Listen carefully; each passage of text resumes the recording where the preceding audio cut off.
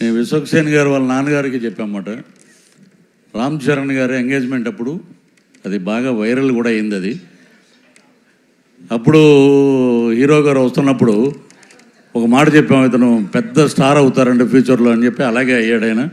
ఈ సినిమాలో వస్తున్నారు అనుకుంటా, వచ్చాక మాట్లాడితే బాగున్నాను.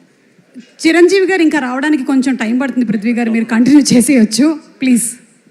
ఈ మా సినిమా డైరెక్టర్ గారు రామ్ నారాయణ గారికి నిజంగా ఆయనకి కృతజ్ఞతలు తెలియజేయాలి. నేను పిలిపించి క్యారెక్టర్ అండి, మన అభిమన్యు సింగ్ గారు ఆపోజిట్గా మేకల సత్య అనే ఒక క్యారెక్టర్ అది.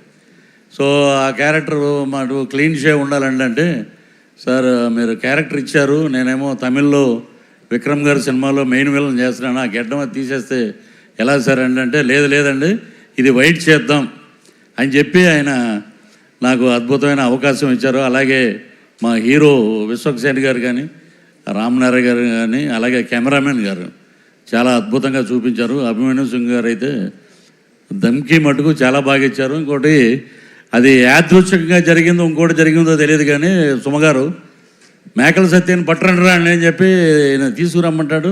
తీసుకెళ్ళి ఒక మేకలు ఉంటాయి గ్యాప్లో, షార్ట్ గ్యాప్లో ఎన్ని ఉన్నాయరా అన్న, ఈ ఒక 70 అండి, ఈ ఒక 80 అండి, 150 ఉన్నాయి మేకలు. డైరెక్టర్ గారు ఏనండి 150 మేకలు ఉంటే లాస్ట్ సినిమా అయిపోయాక ఇంకో సీన్ ఉంది, నా బాంబర్దులు రాగానే నన్ను రిలీజ్ చేస్తారు. కరెక్ట్గా లెక్కేస్తే 11 ఉన్నాయండి.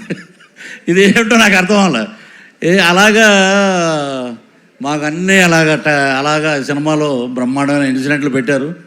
అలాగే ఈ సినిమాలో అభిమన్యు సింగ్ గారు అయితే నేను సెట్లో ప్రతిరోజు చెప్పేవాడిని, మీరు అసలు ఎనర్జీ లెవెల్ అద్భుతంగా చేశారండి, ఆయనతో కలిసి పనిచేయటం నిజంగా ఒక అదృష్టం.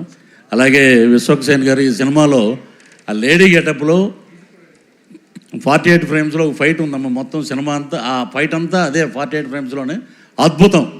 అది చూస్తే మటుకు ఫిదా మటుకు సినిమా మటుకు అద్భుతంగా పెద్ద హిట్ అవుతుంది. మాకు ఇచ్చిన అవకాశాన్ని వారికి మంచి భగవంతుడు ఆయురారోగ్య ఐశ్వర్యాలు, అలాగే డబ్బులు ఇవ్వాలని, బ్రహ్మాండమైన కలెక్షన్స్ రావాలని. మీరు అన్నట్టు కలెక్షన్ కింగ్ ఎదురుగుండానే ఉన్నారు అనిల్ గారు. నేను నిన్న కాకినాడ వెళ్ళి కాకినాడలో చూసిన సినిమా ఇప్పటికీ రిలీజ్ రోజున ఉన్న జనమే ఉన్నారు. మా డైరెక్టర్ గారు ఇంకా అద్భుతమైన ఇప్పుడు పెద్ద ప్రాజెక్టులోకి వెళ్ళిపోయారు కాబట్టి ఈసారైనా మేము మిస్ అవ్వకుండా మీ వెనకాల తిరుగుతామని చెప్పి మనస్ఫూర్తిగా కోరుకుంటూ, ఈ అవకాశాన్ని ఇచ్చినటువంటి బ్యానర్, ఈ ప్రొడ్యూసర్ గారికి అందరికీ మరొక్కసారి నమస్కారాలు తెలియజేస్తూ థ్యాంక్ యూ సార్.